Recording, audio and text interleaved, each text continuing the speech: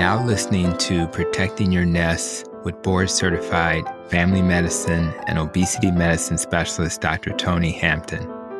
For more, visit drtonyhampton.com. Welcome to the Protecting Your Nest podcast.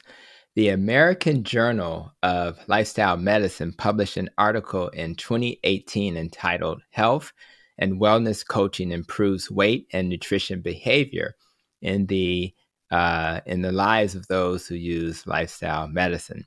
They did a systematic literature review and identified 12 randomized controlled trials studying the use of health and wellness coaching, and found that coaching improves nutrition-related biomarkers and eating behaviors.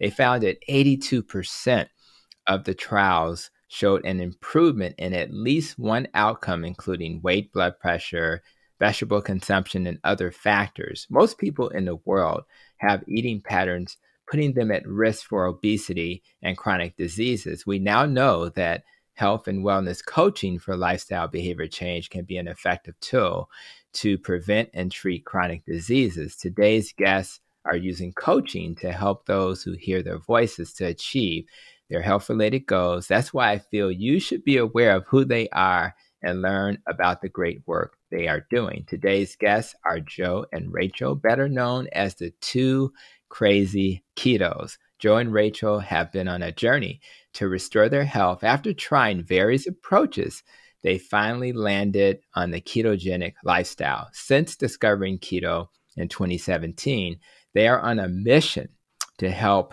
others by sharing their story of healing and by restoring hope in others who suffer from the many metabolic conditions that are plaguing society today.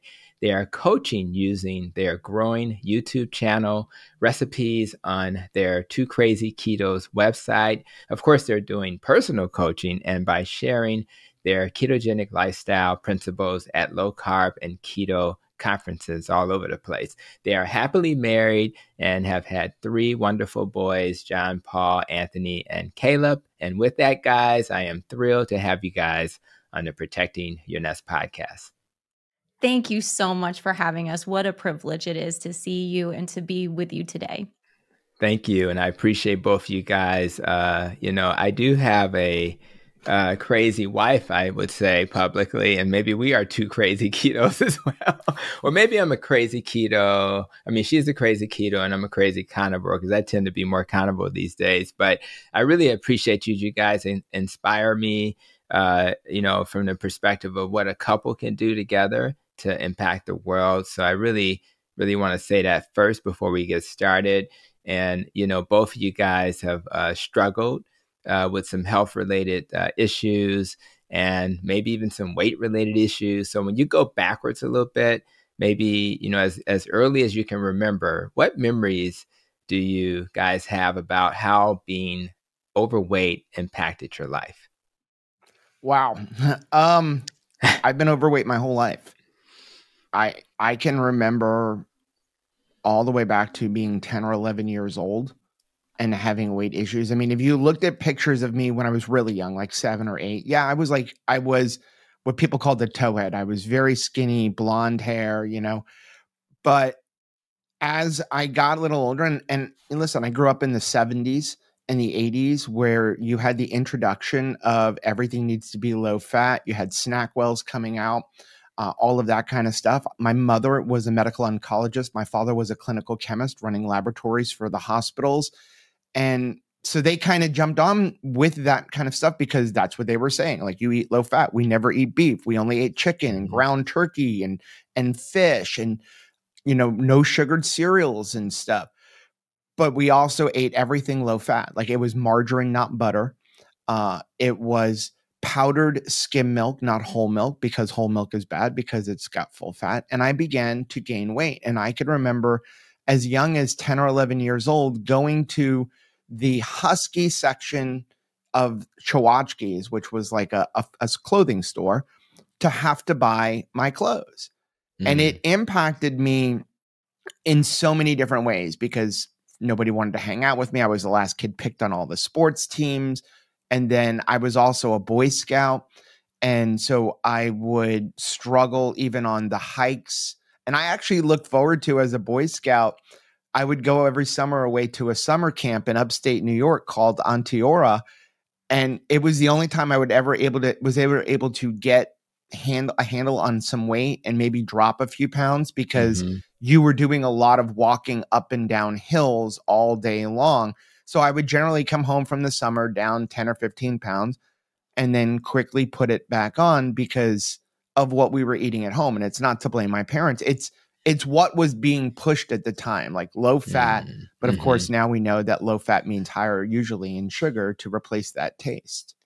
I also grew up heavy pretty much my whole life. It was definitely something that was almost celebrated within our family. I am a 7th generation Floridian. And even though most people would say you have to go up to be like up south, we were really raised on that kind of traditional Southern diet.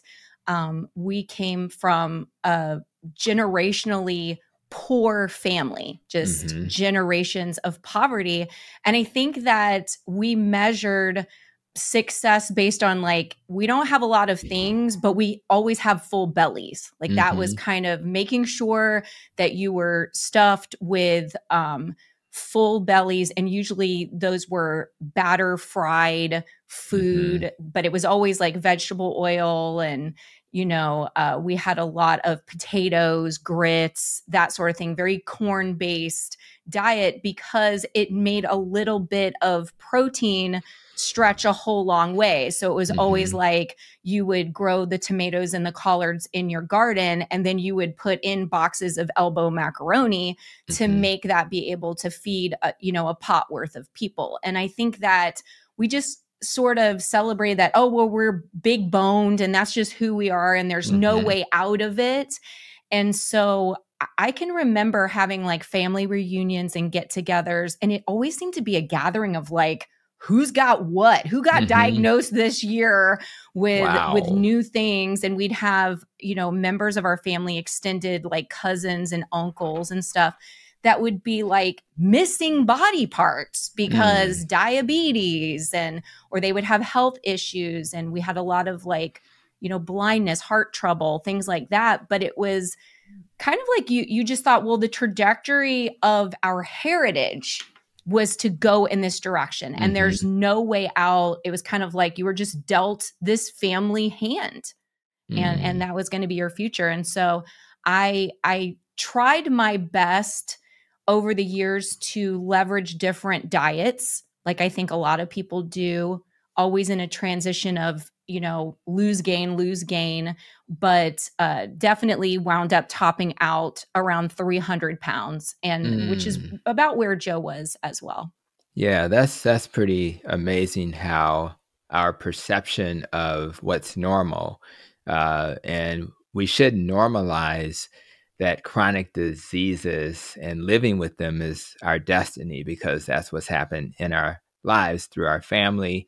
And we also have to really consider, what we're celebrating, and for good reason. I understand how the family celebrated being overweight, right?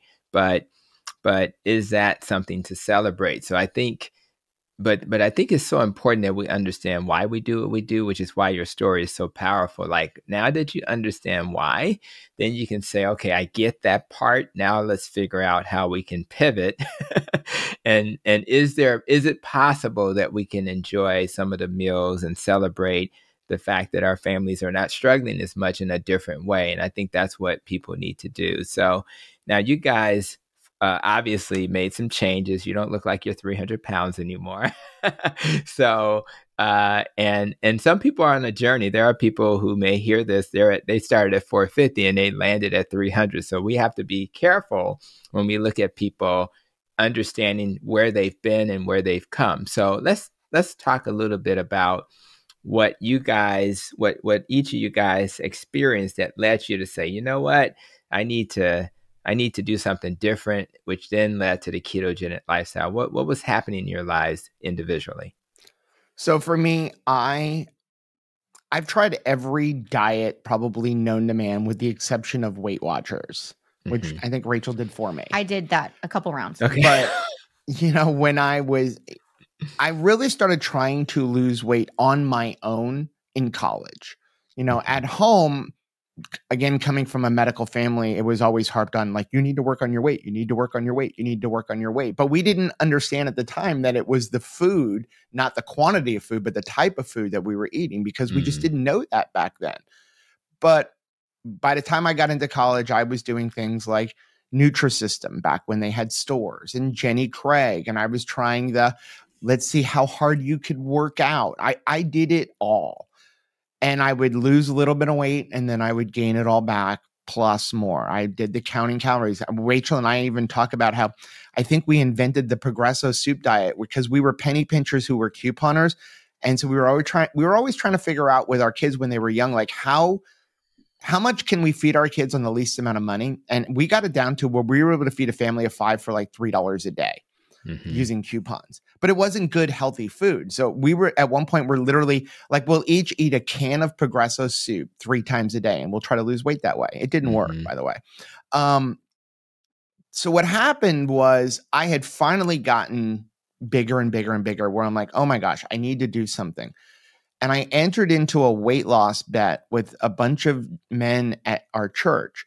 But the weight loss bet wasn't like you have to lose pounds. It kind of goes back to the whole scale issue, that the scale doesn't mean much, that like we need to look at body fat. So we all went down, we got measured with calibers, figure out how much body fat, and then we were going to each have 6 months to lose a percentage of our body fat.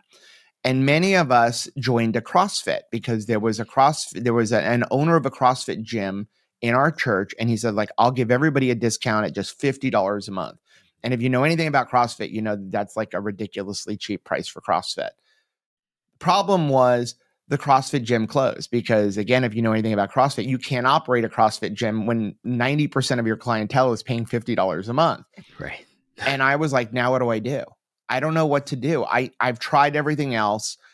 I don't even know how much I weighed. The last time I had gotten on a scale, I weighed 285 pounds. But when I did that, I was like a size 40 pants and an extra large shirt. By the time I found keto, I was, I think like a 44, 46 pants and a triple extra large shirt. But what happened was when I saw that 285, I was like, I don't want to see 300. So I just never got on the scale because if you don't see it, it doesn't exist. And so I started looking around like, what can I do? And I remembered years ago, I tried Atkins and it worked until I got to the carb reintroduction phase. And then I went off the rails again. And in our church, Danny Vega had happened to be at our church and he was just moving over to the West Coast of Florida, but he had left rumblings of paleo and keto. So I said, I'm going to try this. And I remember going home to Rachel saying like, I'm going to try this. Because at the time she was eating 500 calories a day of nothing but Greek yogurt and oatmeal. That's what she was eating. And she was like, you can do this, but it can't cost us any money. Because the only thing we knew about most diets was you have to buy supplements and like lean cuisine meals and all that stuff. And I started keto for weight loss, which I'm glad I did. But there's a part of me that wishes that I wouldn't have started for keto for weight loss, because I think weight loss is a side effect for keto, not really the best reason to do it, because there's so many health benefits. And I did lose about 25 pounds in the first 30 days. And then over the course of the next 7 months, I had lost about 90 to 100 pounds. What I didn't realize was all of the health things that were happening to me, aside from the weight loss. When I was 20 years old, I had a debilitating car accident where I shattered my ankle. I lost all the blood supply to the bone. I spent 2 years on crutches. I was told I was never, ever going to walk again. I was able to walk after about 2 years, but I walked with a severe limp. And for up until I found keto, so for about 25 years, I was taking Arthrotec, which is an arthritis medication, and Vicodin every single day. It was the only way that I could function. And I was in a wheelchair to go to theme parks. And I really did. We felt by the time I was 50, I would permanently be in a wheelchair. I couldn't walk anymore. And I really did believe I would be dead by the 55 because of my weight. For me, as Joe said, by the time he was coming to keto, I had finally mopped myself into a corner of just 500 calories a day. I didn't know what else to do. I had also done every diet and I felt terrible in my body. I have struggled with mental illness for decades, and all kinds of aches and pains, arthritis, plantar fasciitis, a lot of gut issues, all kinds of things. And I was just paralyzed, not knowing what to eat. And so I tried to make it the blandest thing as possible, really just kind of have an effort of just don't enjoy anything. Don't enjoy what you're eating. So I had worked into, like you said, 500 calories a day of just oatmeal and a little bit of Greek yogurt. And I did that religiously for 2 years. And I lost 100 pounds, but then gained back 70. And I did not change my protocol. I can promise that I never cheated off of those plans in any way, but I was only eating carbohydrates really. And so, and I was just starving myself. And so everything was getting packed back onto my body. My skin was terrible. Just as you can imagine, my hair had all fallen out. I was just really sick. My skin had a real green color to it.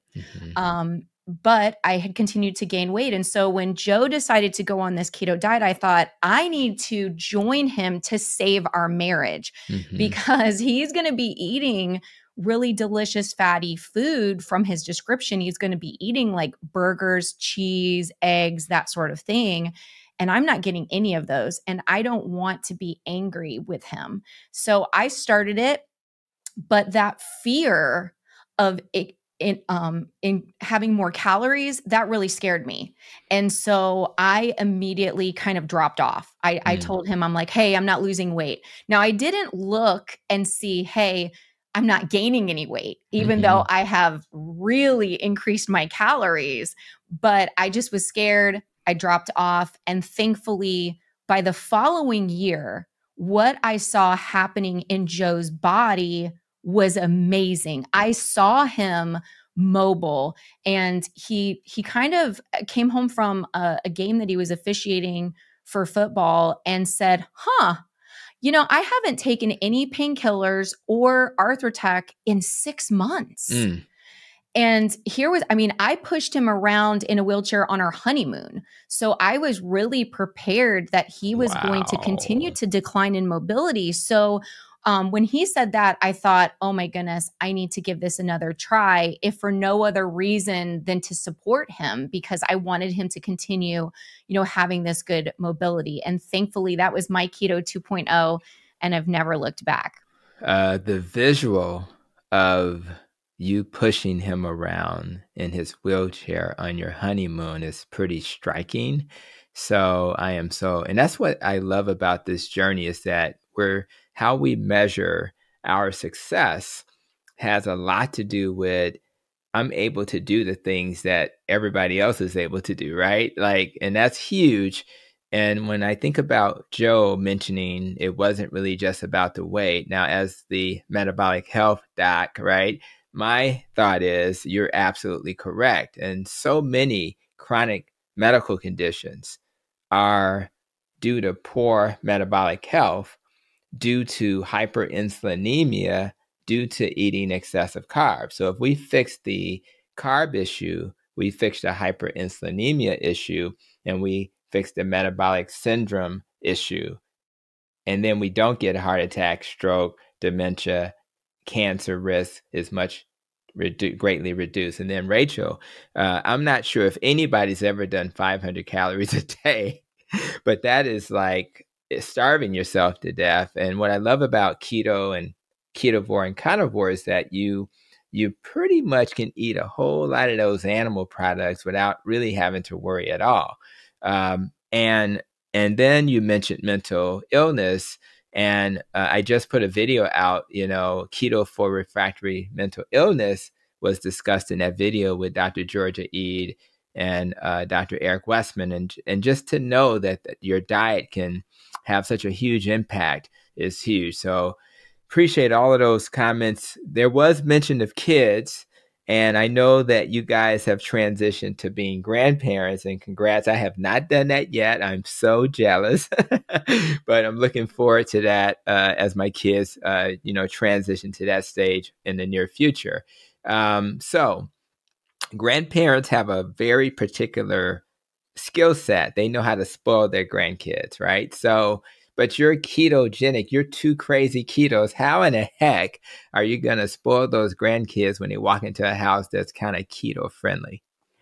Well, it's so interesting. It really began for us when our oldest son, John Paul, who is the father of our first grandchild, noticed when John Paul and Michelle had first gotten married, we were going to a theme park. We were going to Universal Studios, and it had been a while since we had traveled with John Paul, and he was staring at Joe.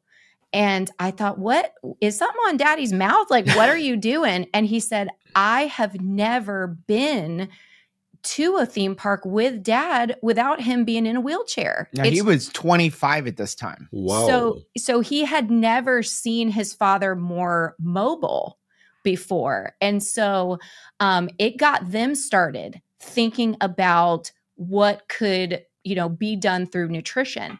And so they were both CrossFit people and had kind of been raised up in a more carbohydrate a focused workout. Like a lot of times people in the CrossFit or, even in the workout space will be like, you can't work out and have good workouts and build yourself athletically without carbohydrates. And so they kind of had that mindset as well. But then seeing us and seeing, the wellness that we were experiencing, they considered that as far as them preparing for the desire to have children. Mm-hmm. So they utilized a lower carb protocol while they were, while Michelle was getting her womb ready for getting pregnant. So we were really thankful for that. So she had really a keto, low carb pregnancy and felt fantastic and really became almost like an ambassador in our little, area about how you don't have to feel miserable while you're pregnant even. Mm-hmm. That's right. So now, of course, once they got pregnant, we made sure that we reemphasized that we were going to be different grandparents than our grandparents were. We weren't going to have candy-filled pockets that we could dazzle the kids with, but that it was our great desire to share experiences with the kids, to be able to not just take them to the playground and be sitting on the sidelines like we were when we were parents, but we would be able to be right alongside them, enjoying experiences with, a lot of increased energy.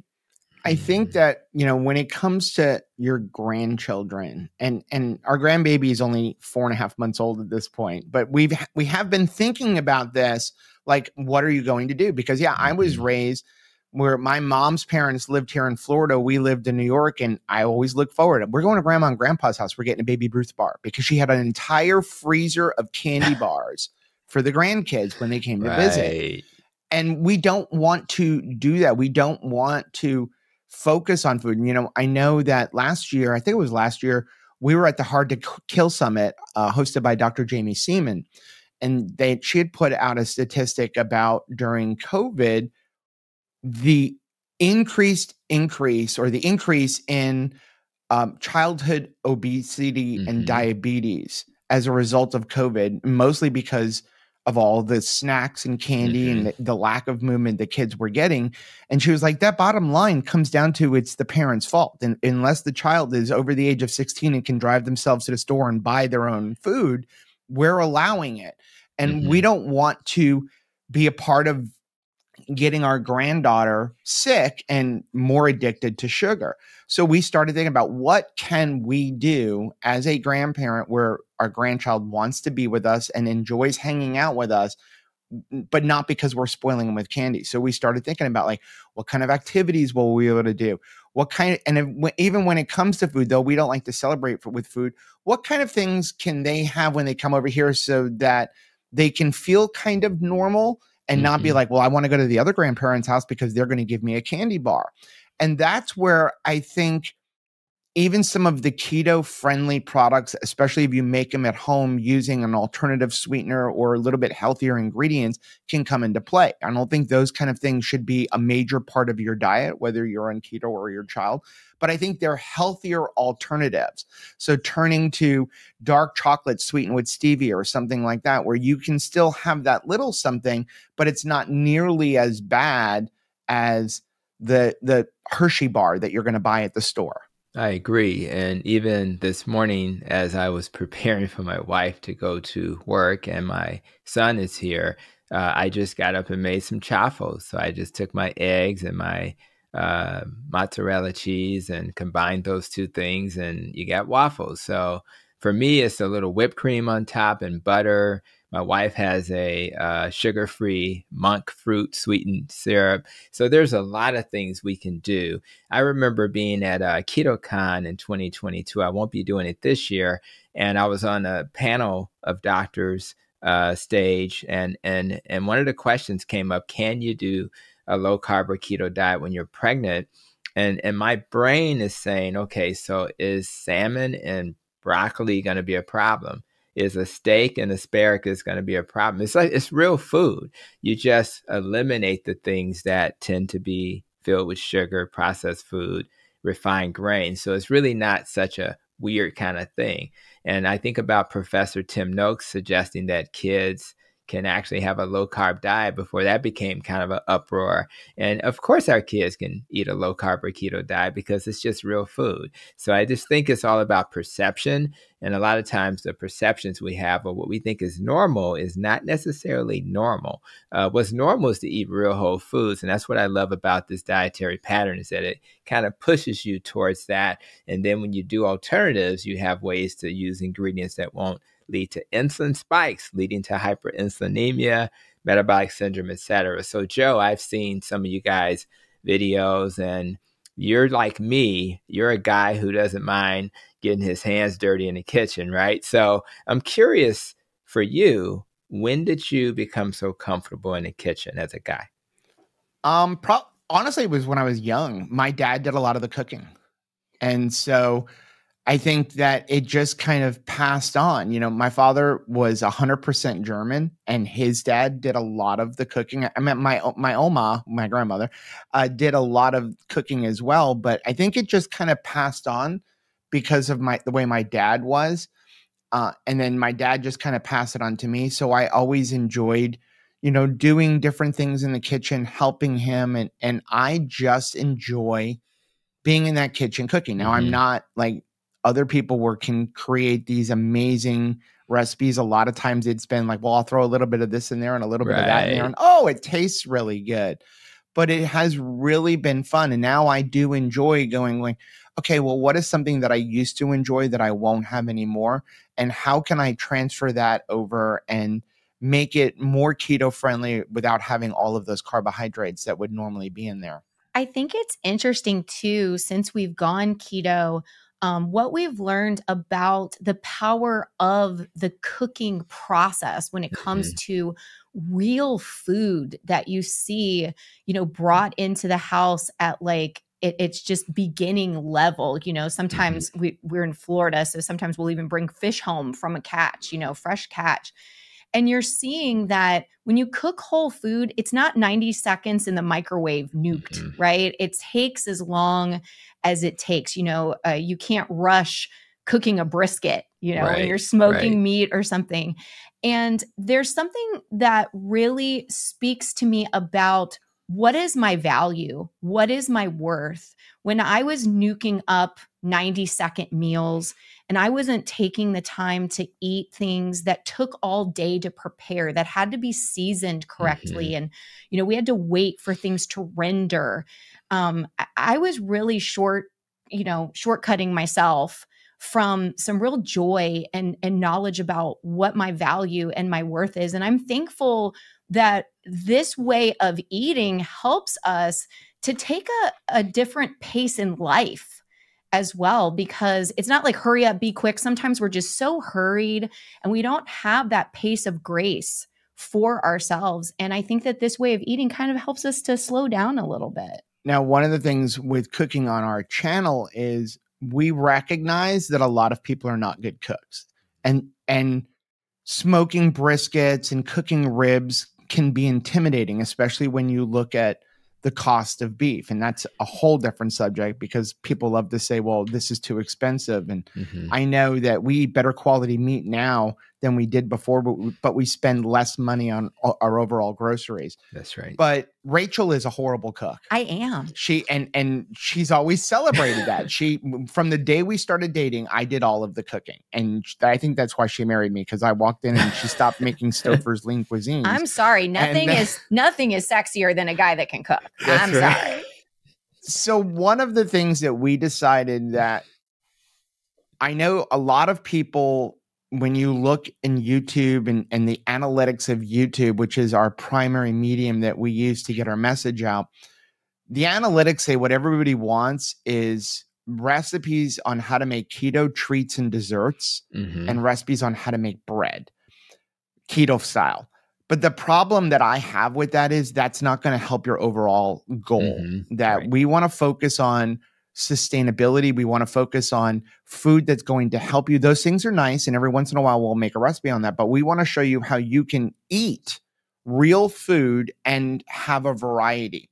But we don't want it to be complicated. I mean, my son, Anthony, will go and watch these videos because he loves to cook of different chefs. And he actually did a video on our channel on how to make birria.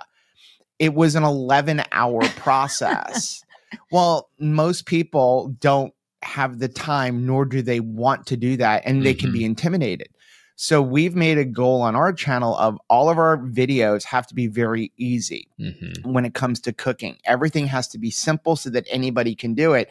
And so Rachel came up with this idea of we're going to call these videos so easy that even Rachel can make them, because the goal is make it super simple.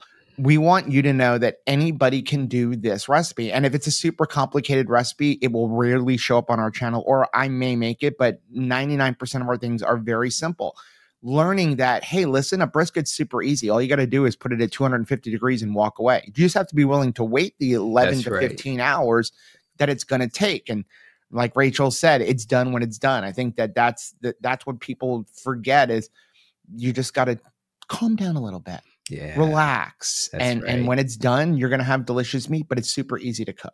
Yeah. And I do agree that learning how to cook real food, appreciating the food you're cooking is so important. And I, and although even when I look at a American Diabetes Association like pamphlet or article, a lot of times they will have those highly desired foods. And they may focus on, let's reduce the amount of it, but we're still going to say it's okay to eat things that are not ideal. Where you guys may say it's okay to eat those breads, but we may do like a Maria Emmerich protein sparing bread or something like that.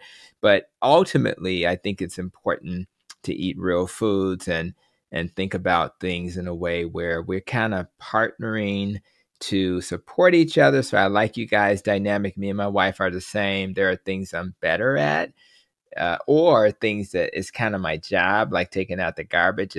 I don't know when the last time my wife took out garbage, right? But we have a partnership. And when the kids were smaller, there were roles that I had that she didn't have. And I just think that you find someone that kind of matches you like a puzzle.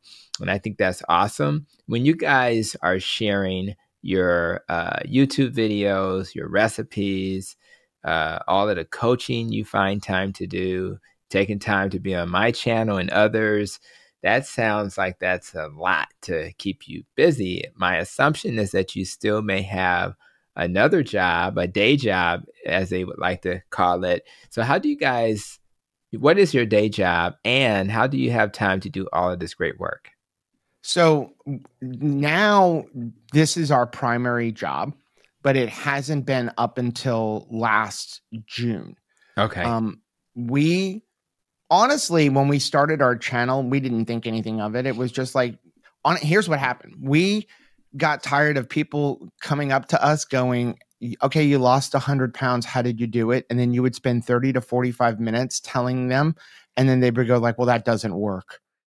So we started going, well, let's create a YouTube channel. And then when somebody asks us, we can go watch this. And then if you have more questions, we'll talk to you. But we didn't really plan on this being anything. I mean, I was old, you know.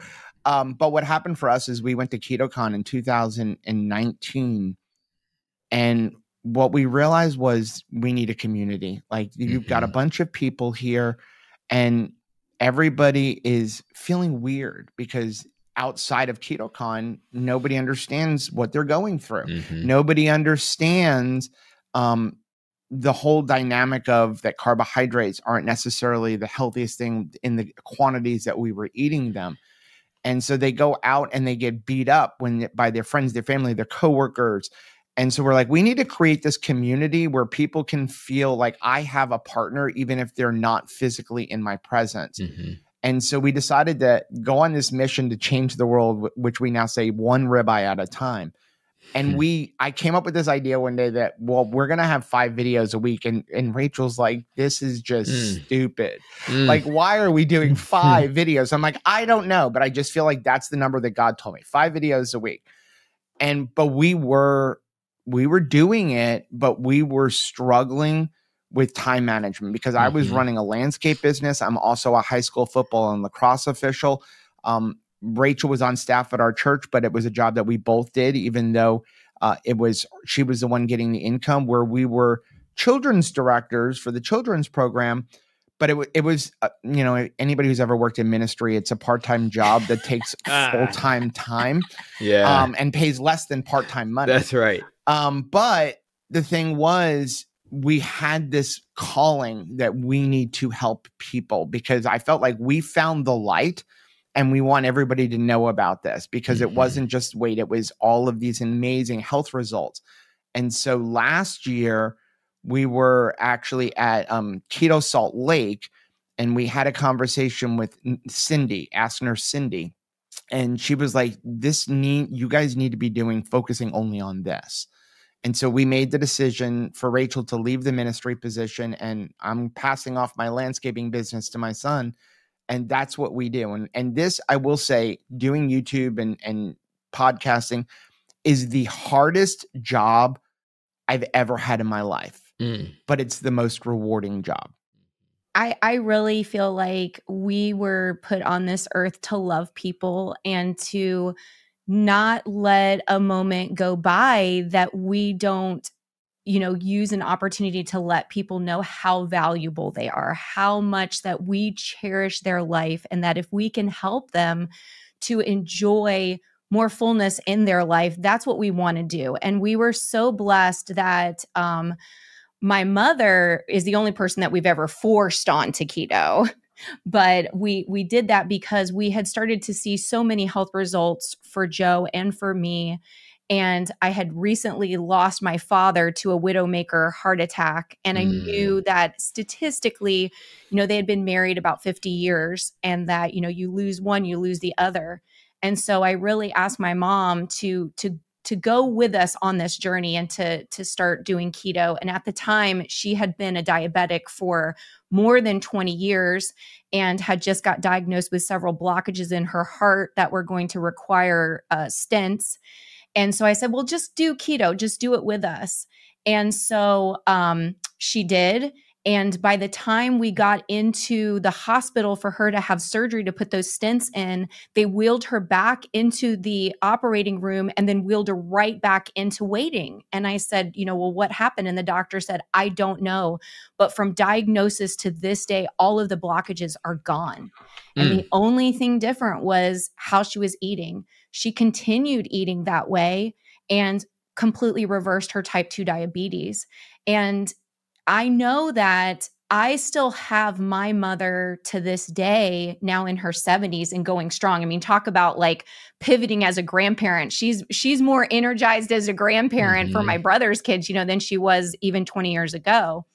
But I thought, man, I am so thankful that I was able to help somebody in my family, but maybe we can help other families have longevity in their family, that they can turn things around. And although we've been so privileged to have 30 years of ministering to children, I thought, man, we're stepping out of a brick and mortar building, but I think that we can still be a blessing to children, because if we can help their parents get healthy, and maybe we can change the dialogue of nutrition in homes, then we can still be a blessing to the next generations that are coming, behind us. And how ironic that probably one of your most valuable possessions other than your kids, mom, is on her way to have a procedure that would be pretty major. And a ketogenic diet, I hate to use the word diet, let's just say lifestyle, anecdotally led to reversal of the plaques in her arteries. Now, what's ironic about that is that one of my last podcasts with Dr. Ike, a urologist in our health system, was, we kind of took on Dr. Eric Westman's Doctors Listen Up. Keto is not a fad. And we also had a conversation about this keto-like diet associated with heart disease study. And we commented on both. So you have this observational study saying this is going to cause heart disease, but your experience has been that it actually reversed heart disease.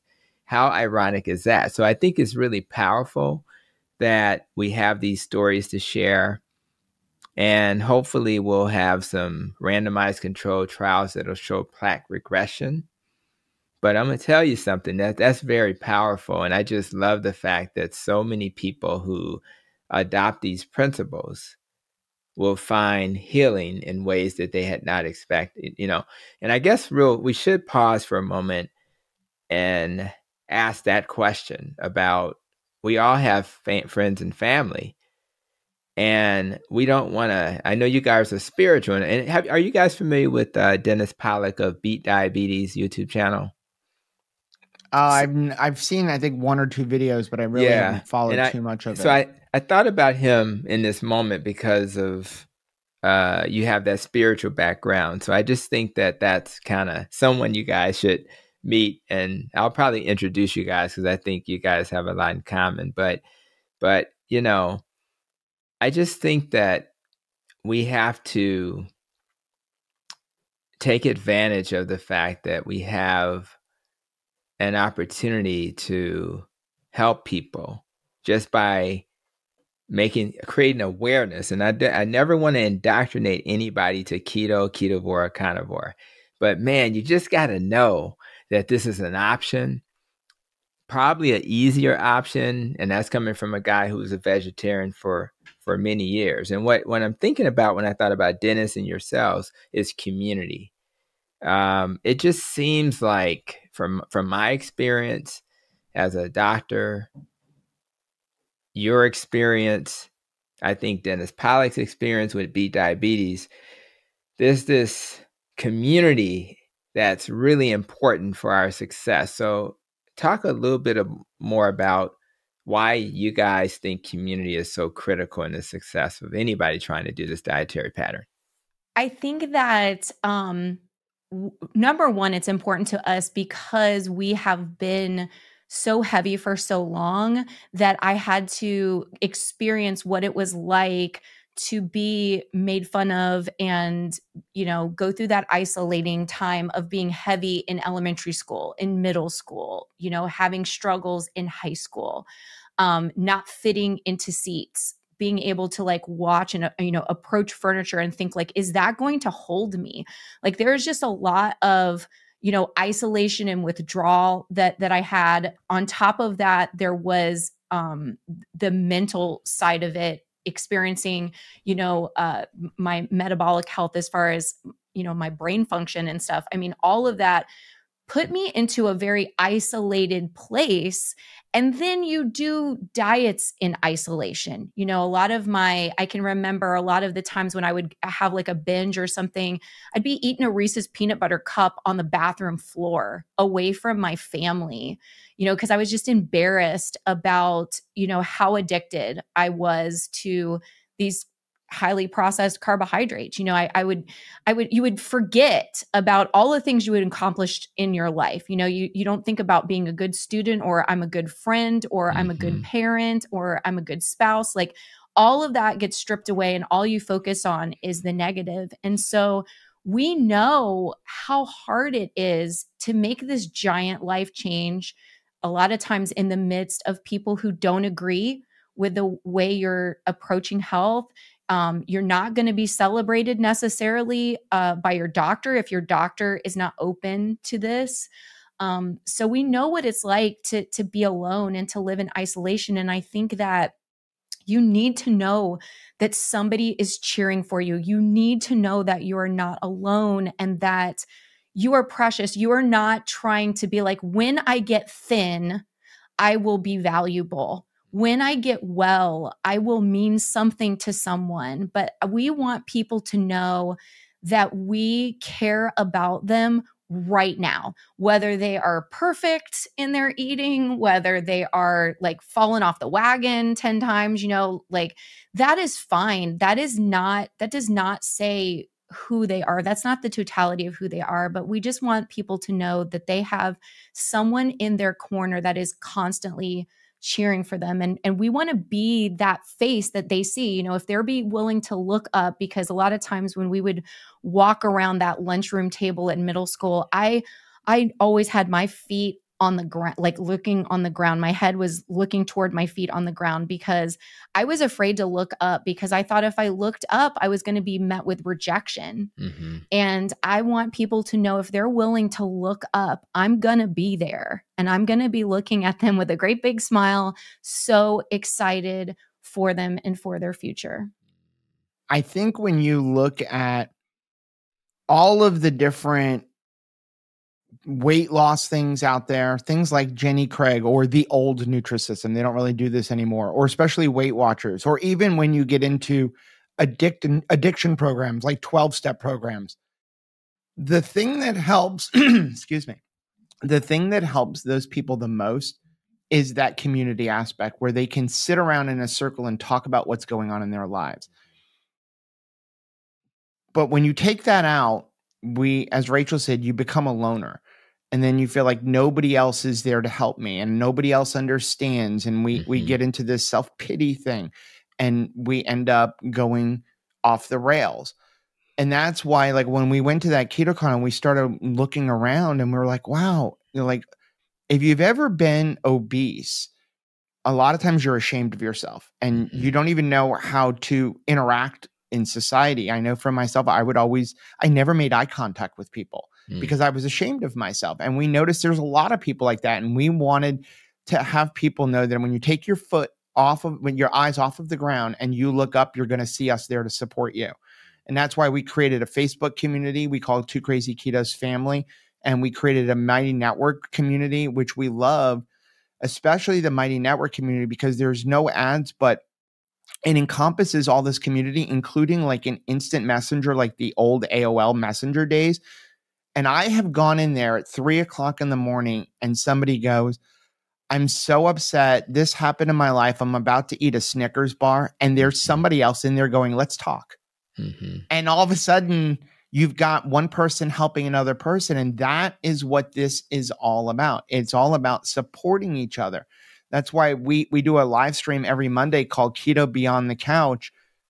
And we really just celebrate our subscribers. We go onto our YouTube channel comments and our Facebook and our Mighty Networks, and we find stories from people who have had change. And it doesn't have to be they lost 100 pounds. It could literally be, for the first time in my life, I haven't eaten sugar in 24 hours.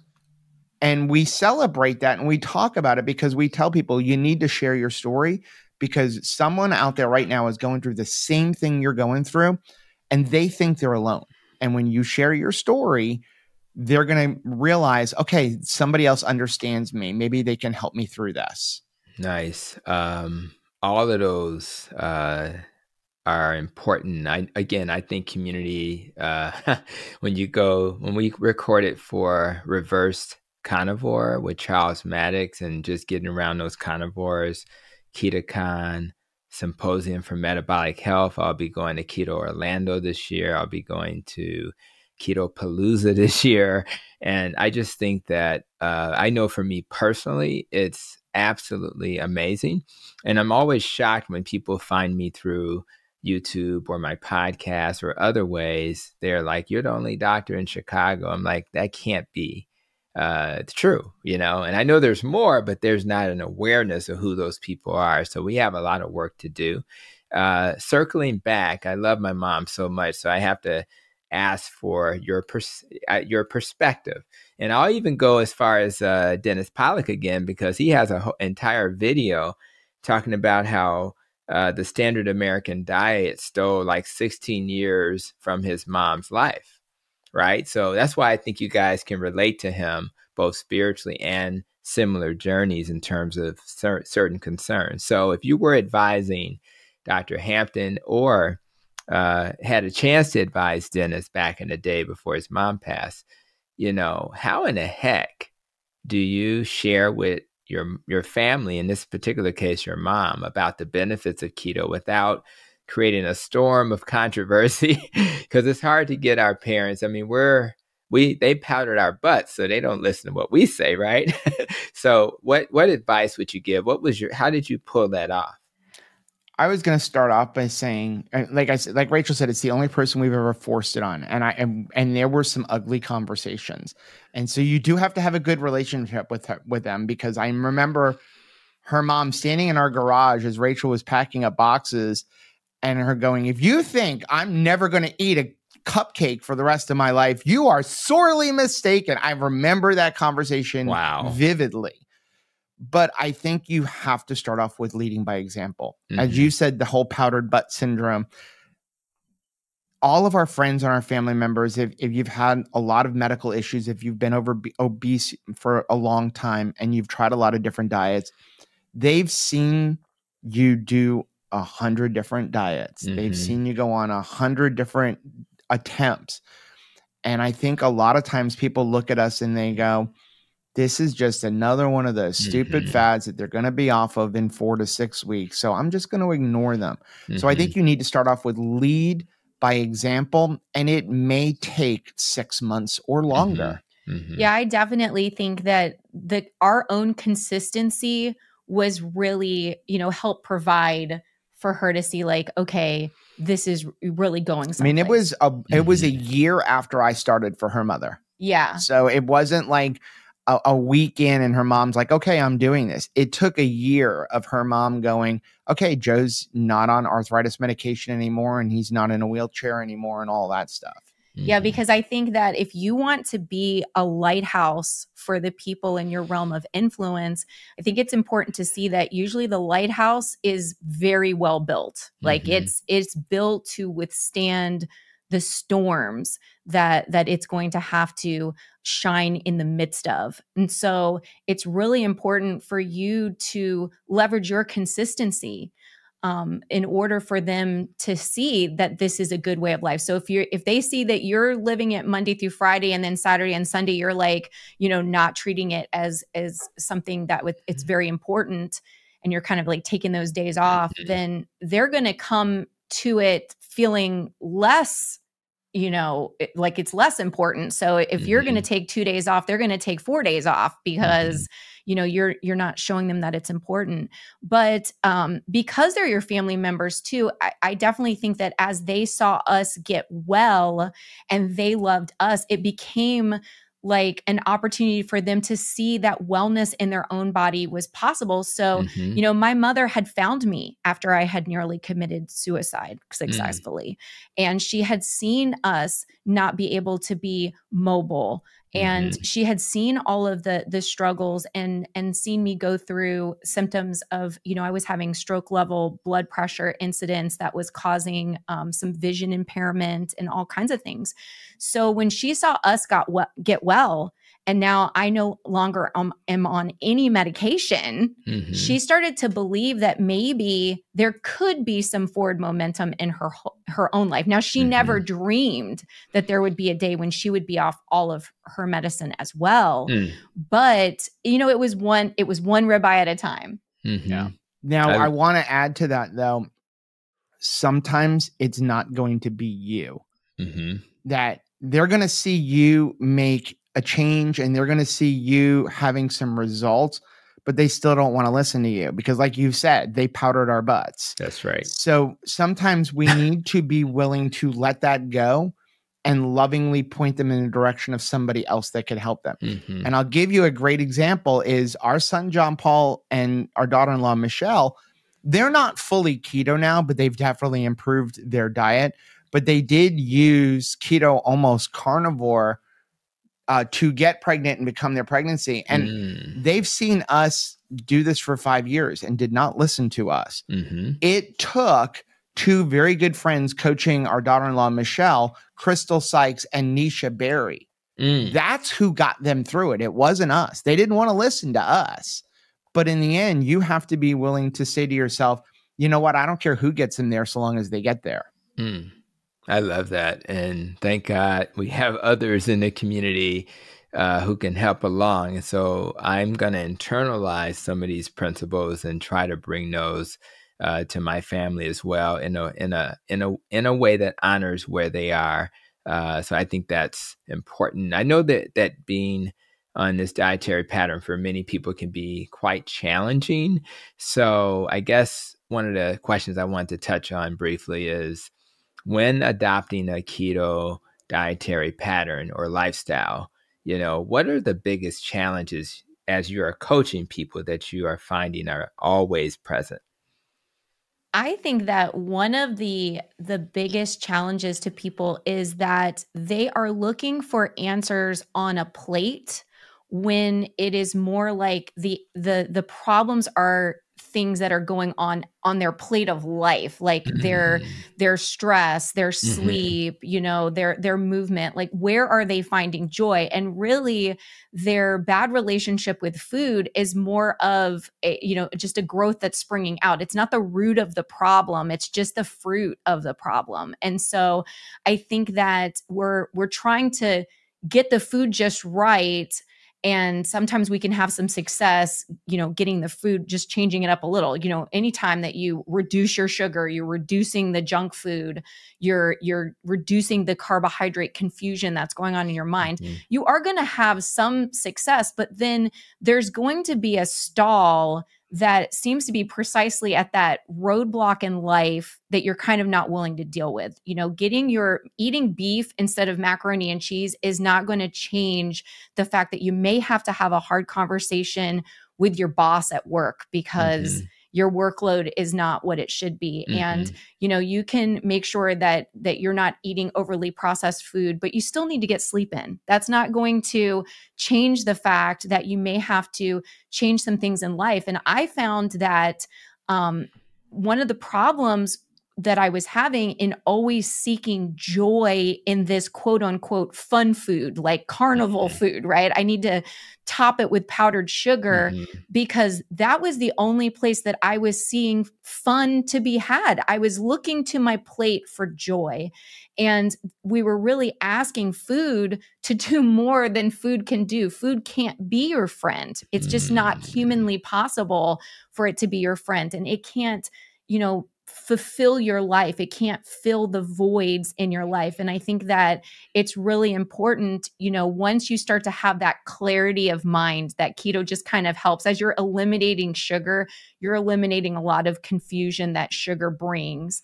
And then you have this opportunity to have a dialogue with yourself and say, okay, if I'm not going to be reaching for those Reese's peanut butter cups when I need comfort or I need, joy, a happiness, then what am I going to look for when it comes to happiness and joy? Because I still need to reward myself for adulting, right? I need to celebrate different times in my life and different accomplishments that we have, but I need to do it a little bit differently. When it comes to our coaching clients or even people that we meet and just subscribers, when we tell people, listen, you don't need a coach. I'm a certified master coach, but I did that more to learn more for myself and how we can help people in general. And we tell people, you don't necessarily need a coach. A coach can help you make certain steps without stepping on the wrong stone first. But our whole purpose of our channel is to coach people on a broad spectrum. one of the things that I think the biggest thing that hurts people, or what prevents them from having success on a keto, carnivore, ketovore, whatever you want to call it, like Dr. Berry calls it, the proper human diet. I love that term, is fear. I think fear is what is people's biggest obstacle. They're afraid it's not going to work. They're afraid that they're going to get high blood pressure. They're afraid their cholesterol is going to go up. They're afraid they're going to get clogged arteries. They're afraid so-and-so is not going to like it. They're afraid, like, I'm not going to be able to have social interactions. I think fear becomes the biggest thing, especially when it comes to medicine and the impact that this is going to have on our body. Because again, we've been indoctrinated with this, don't eat meat. I mean, you see a big push now, like everybody should be a vegan, you know? And so when you have a lot of doctors telling people like, hey, you need to be on cholesterol medication. Hey, you know, you shouldn't have a total cholesterol of over 140, you know, all of these different things, that you need to eat carbohydrates. I think it is really important that we seek out and we get more doctors like yourself and Dr. Berry and Dr. Sevis and all of the other medical professionals that are out there. We need to have more of them, and we need to seek them out, and we need to support them. Yeah. Because people don't understand, for me to go on a soapbox for a little bit, people don't understand that medical professionals like yourself are putting your license on the line when we go against the grain of what we've been taught for all of these years.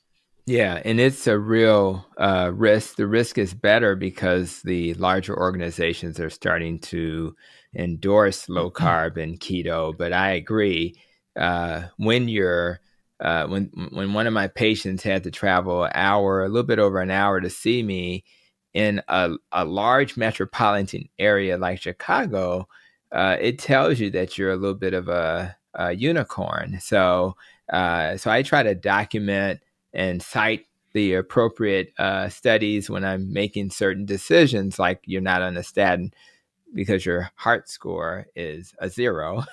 So I have to document those things. And, oh, by the way, the American Heart Association says that's okay. You know, so you have to do that and push back. So I agree 100%. And I appreciate all of that. Well, a real quick question is simply about struggling, and people may see 2 Krazy Ketos and say, well, they have figured it out, and there's no way in the world they're still struggling because they're helping other people. So what's the truth behind that comment? Are you guys still having struggles, or has it become a walk in the park for you guys? Okay, well, it depends on what you want to address that to. Do we struggle with wanting to eat non-keto type foods? No. I know people don't believe us when we say this, but in the 5+ years that I have been eating a ketogenic way of eating, I have never not eaten keto. Let me back up. I did once. 6 months in, it was Christmas time. At the time, I was not planning on having this as my permanent lifestyle. This was to lose weight and then go back to what I was doing. It was only after I discovered that all of a sudden I had all these other health benefits that I decided to make this my permanent lifestyle. But it was Christmas. I had a small, like an eighth of a piece of pie. I mean, like a tiny piece, and some macaroni and cheese. And I was sick for a week. And at that point, I decided never again. And so since then, we have not. So we don't struggle with like, oh my gosh, I really want a cupcake. Oh my gosh, I really want to go have a meatball sub. But overall, do we still struggle in general with maintaining weight? What's the right thing to do? Emotional issues, eating under stress. Yeah, every day.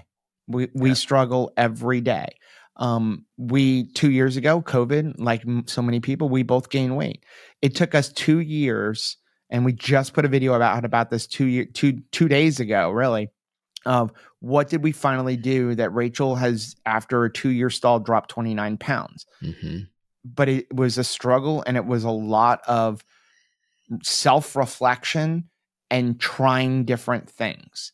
But those kind of things we still struggle with. Oh, absolutely. I think that that's a constant, journey. I'm so thankful that, like Joe said, we haven't been tempted by, non-keto friendlier foods, mostly because once you've had the journey to metabolic brain health that I have, I'm just so protective of it and so thankful that I feel like that is my, Thanksgiving for the opportunity to feel well and whole in my body, and then not to be suffering with social anxiety or any anxiety or depression anymore. I feel like every single time we take the stage, it's a victory.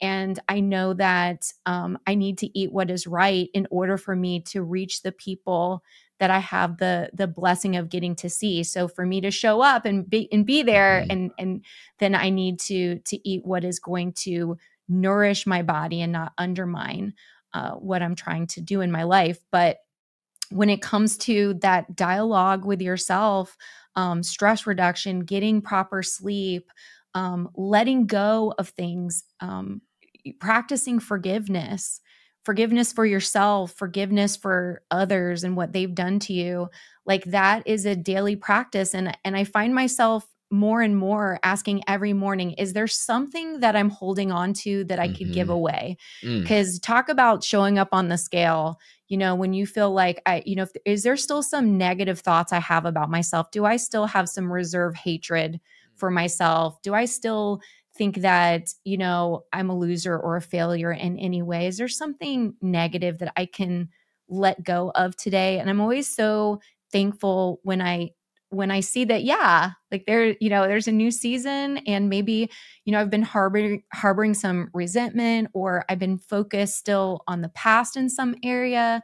There's room for me to move forward and stop looking in that rearview mirror so much, but to look at the larger, the dashboard, the front windshield is larger by design, right? Because there's so much ahead of you to still enjoy, and I'm thankful for that, because every day there's new people to meet, and I'm so thankful for this keto community and getting to know people more, and that's something that we are always challenging people in our different groups to share specific things about themselves, because there's always new things to learn when people share, hey, keto really helped my Hashimoto's or my irritable bowel, or, something to do by bipolar. We just recently had a friend that was now off of all of her bipolar, medication after 4 decades.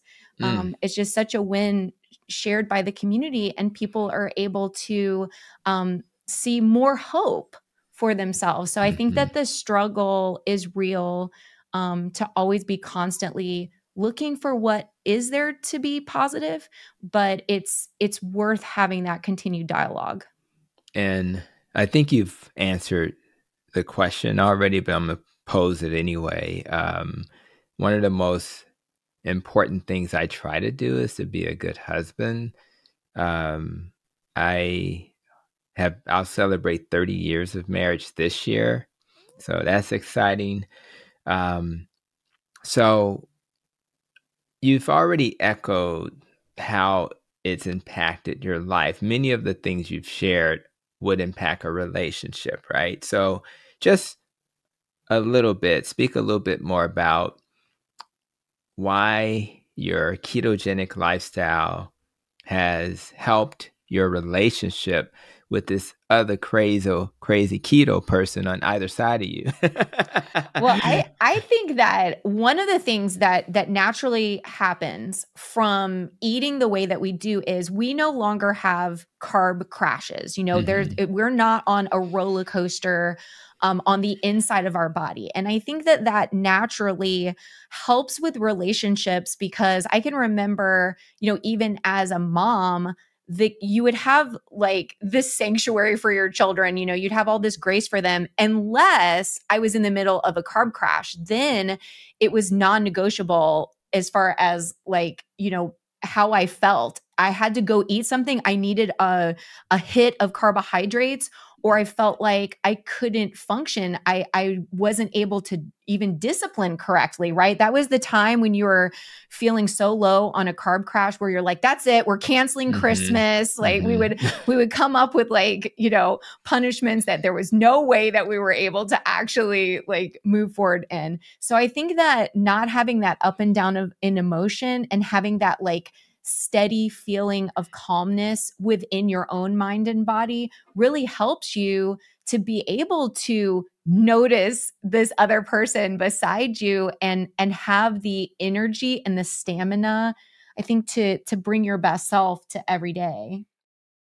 So I think, yeah, we definitely do have more energy to have a good relationship, but I really have to look back to the start of our relationship. And up until keto, and I would even say into keto, all of our interactions revolved around food. Everything we did revolved around food. Our first date was go to the movies and then go eat a bunch of food.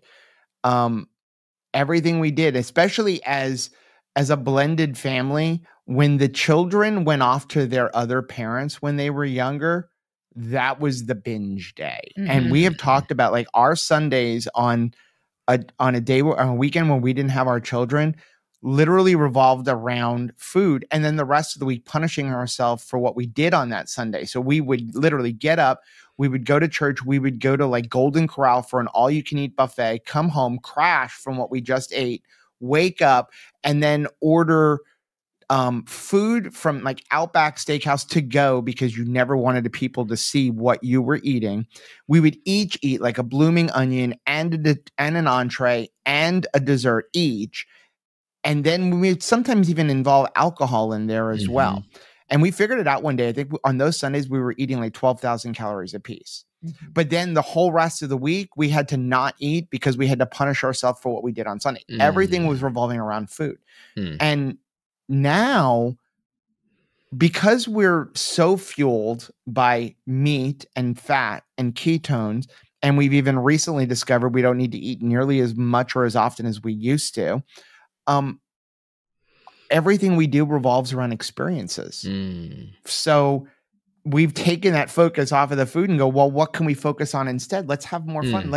I actually like hanging out with this woman.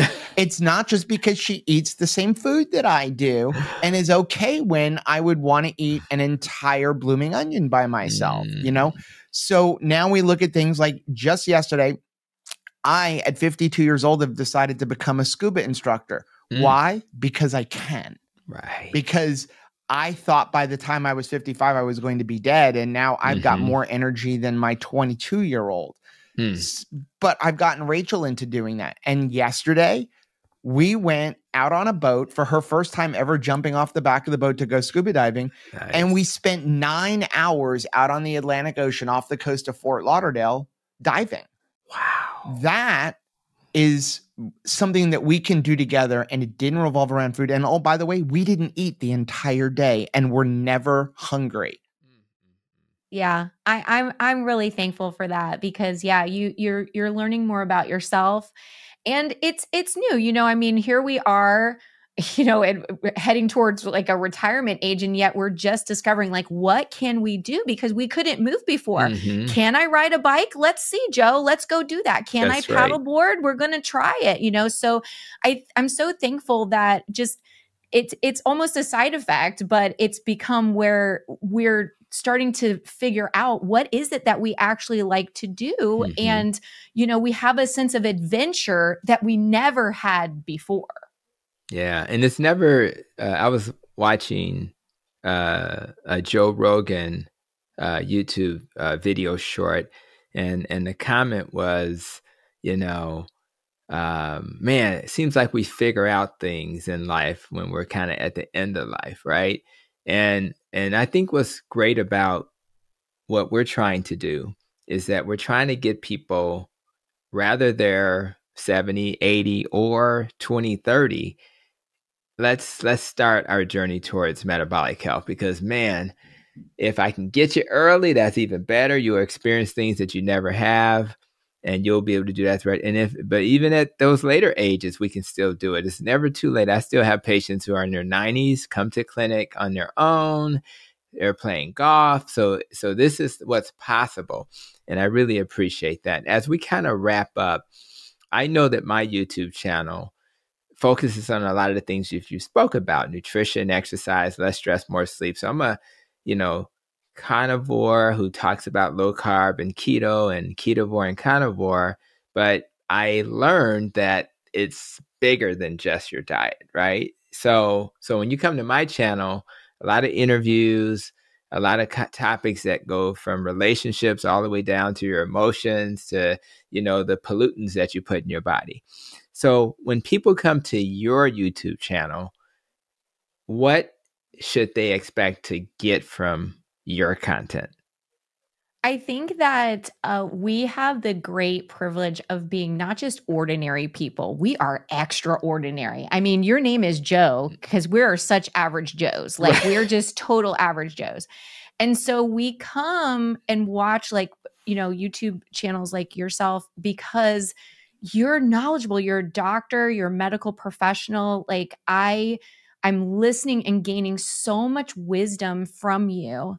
And then I think on our channel, we take that information that we're learning from experts like yourself, and we're showing people how to just live it out. Because I think that, when we go and we listen to people at conferences and things, there's so much rich information. And I see the importance of it. I mean, when you break down what is going on the inside of my body when I eat certain food and eat other food, what are the changes, what's possible to happen in my body? But now I have to live it out. How does a normal person with a very, average income and have all of these stressors of life, be raising kids, be going to work? How do you actually live it out? And is it possible to be consistent? And so I think that that's kind of what we can bring is just the average Joe living it out. That's right. On our channel, we like to tell people we're not doctors, nurses, or health professionals. We are two average people who lost over 100 pounds apiece. And we did it through a ketogenic way of eating. And so Dr. Berry used to beat me up about this. We like to tell people we're not a doctor, but what we will do is we will take the information that you can learn and that we have learned from doctors like yourself or Dr. Berry or so many others, Eric Westman, and we will apply it to our lives and show you how to apply it to your life and hold your hand through it. So when you come to our channel, first of all, you're going to get Rachel's amazing smile and she is going to support you. And I'm going to support you. We support in different ways. I'm the one who is going to tell you, stop doing it. And Rachel is going to be the one who's going to kind of coddle you through it. But I think that some people need that, you're going to get recipe videos. All of any recipe we make, we're not making a recipe to going, hey, this is what everybody wants. We're making a recipe usually because we're this was lacking in our life. So I'm going to create it and then we're going to share it. So we do a lot of what I eat in a day vlogs. Hey, this is how we're eating. So we try to break things down. If I make a brisket, I'm going to try to show you how to do it on a smoker, how to do it in an oven, how to do it in a sous vide, because not everybody has all of these different tools. We try to make things simple. You're going to get live streams where we support our community and we just tell people, come in and ask your questions. Within reason, you can ask us anything. And then we have a podcast where we have on guests. We do coaching with people. We have just subscribers say, hey, are you struggling with something? Come on our podcast. We'll coach you through it. Cool. And so the biggest thing you're going to get is support. That's what we're here for. Our job is to support you while you implement the things that the medical professionals are teaching you.